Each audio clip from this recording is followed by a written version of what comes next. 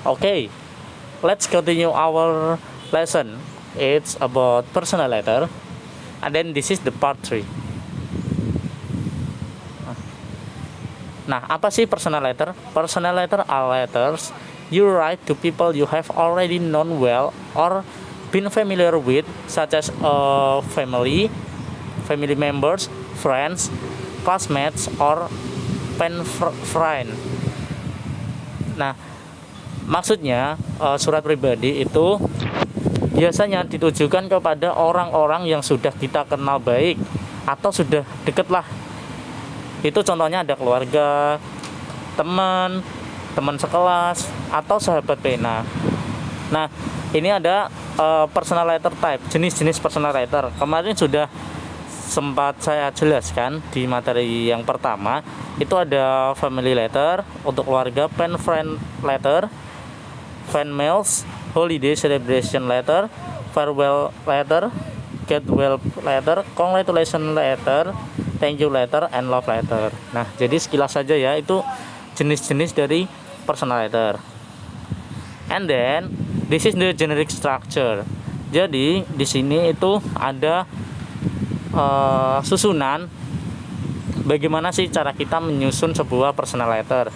Yang pertama itu ada address and date, yaitu tentang address itu alamat dan tanggal. Jadi ini alamat si pengirim dan tanggalnya. Kemudian salutation itu seperti greeting, kayak kita memberikan salam. Nah, itu ada contohnya, yaitu ada dear, dearest, sweetheart, darling, my love, and the others. And then introduction di sini maksudnya itu kayak pembukaan saat kita menulis surat. Kemudian selanjutnya ada body itu isi dari surat yang kita tuliskan. Jadi apa sih yang akan kita bahas dalam surat tersebut, jadi dituliskan di body. Kemudian closer itu kayak kita mau menutup sebuah surat gitulah, kayak biasanya itu kayak ucapan akhir, thank you atau apa gitu. Kemudian ada complimentary close, itu biasanya di atasnya tanda tangan nih, with love, sincerely yours, with love, and so on. Nanti ada contoh-contohnya. Kemudian signature itu biasanya ada nama terang. Kalau di surat asli itu biasanya ada tanda tangannya orang yang menulis surat itu sendiri. Namun karena ini digital, kita tidak usah memberikan tanda tangan, cukup pada nama terang saja itu cukup.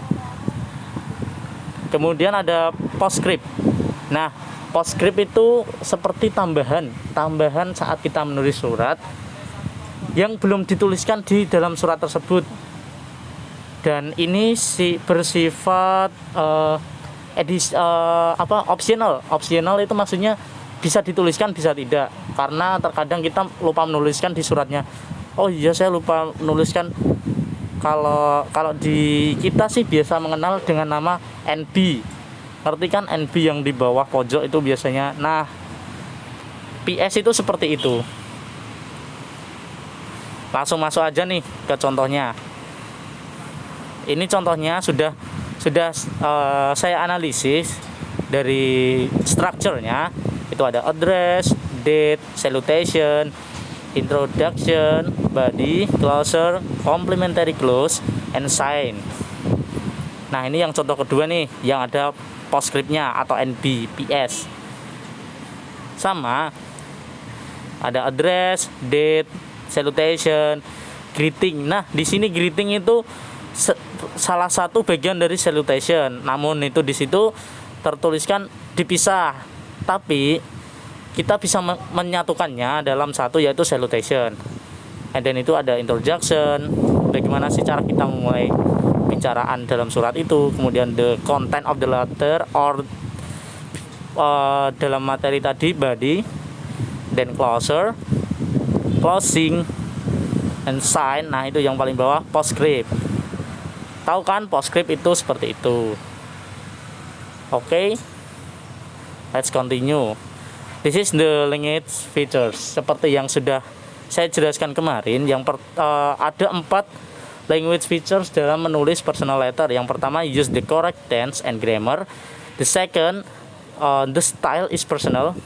And third, contraction may be used. And fourth, tune. Yang pertama, kita bahas yang pertama dulu nih. Even though this is a personal letter, it must still use good and correct grammar and word selection. Nah, di sini maksudnya walaupun ini sifat suratnya adalah personal, namun kita dalam menulis surat tetap harus memperhatikan grammar, harus menggunakan grammar yang benar. Soalnya kalau kita menulis asal-asalan itu kayaknya nggak bagus deh, seperti itu. Nah, biasanya ada 2 tenses yang ada di personal letter ini, ada simple tense atau present tense. Simple present tense itu biasanya kayak kita menceritakan kejadian yang saat ini kepada teman kita.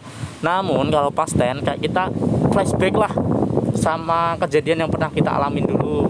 Jadi kita menceritakan dalam suratnya itu pada, misal mengirim surat pada teman kamu. Nah, kamu menceritakan dulu waktu saya ke Bali, saya bertemu sama bule, saya ngobrol sama dia tentang negaranya dia atau gimana. Nah, itu menggunakan past tense seperti itu. And then continue. The second is the style is personal. Nah, the style atau gaya bahasa biasanya itu menggunakan sudut pandang. Ada sudut pandang orang pertama, first person, orang kedua, dan orang ketiga. Orang pertama itu biasanya si penulis surat. Biasanya muncul kata-kata I, me, my, mine, and so on. And then the second person itu biasanya second person itu diartikan orang kedua. Biasanya itu orang yang menerima surat. Namun untuk third person, orang ketiga itu maksudnya bukan orang ketiga di itu ya, sinetron ya, tapi orang ketiga yang di sini dimaksudkan bahwa orang yang sedang dibicarakan. Misal saya ngirim surat kepada Fani, tapi saya di dalam surat itu membahas tentang Joni. Contohnya seperti itu. Dan biasanya diindikasi dengan adanya he, him, she, her, they, atau biasa namanya langsung. Nah, contraction may be used using an abbreviation. Di sini maksudnya kita bisa menyingkat, karena ini suratnya Suratnya bukan surat resmi ya, suratnya personal. Jadi kita bisa menyingkat atau menyederhanakan suatu kata. Biasanya kan I am. Nah, itu bisa diganti I apostrophe am. And itu ada contoh lagi, I, you've, your, I've. Itu beberapa contoh. Nanti di weblog saya ada contoh-contohnya, itu lengkap yang di link satunya. Nah, ini tune. Although the tone of your letter is informal, please take note. The first one, do not use offensive language. Use correct grammatically. Nah, tidak boleh memberikan bahasa yang kasar. Ofensif itu bahasa kasar. Misal kayak menghina, mencemooh, itu nggak boleh walaupun ini pribadi. Jadi kita tetap harus menjaga sopan santun dalam menuliskan surat. Use correct grammatically. Nah, ini seperti yang sudah dibahas pada language features yang pertama, yaitu grammarnya itu harus baik dan benar. Nah, ini contohnya. Itu ada yang tetap berwarna hitam, ada yang berwarna biru, ada yang berwarna hijau. Itu di screenshot dulu ya. Nanti langsung saya bukakan yang analisisnya. Udah di screenshot. Nah, this is the analysis dari contohnya. Yang warna biru, blue, itu ada contraction atau yang disingkat itu. Kemudian yang green, yang hijau, itu adalah past tense. Kemudian yang hitam itu adalah present tense. Oke, thank you. And then you can check in my in my web blog in the second link. Di situ ada materi yang tertulis, biasanya kan orang-orang suka yang tertulis. Nah, itu bisa di copy paste. Kemudian jangan lupa nanti kerjakan assignment-nya.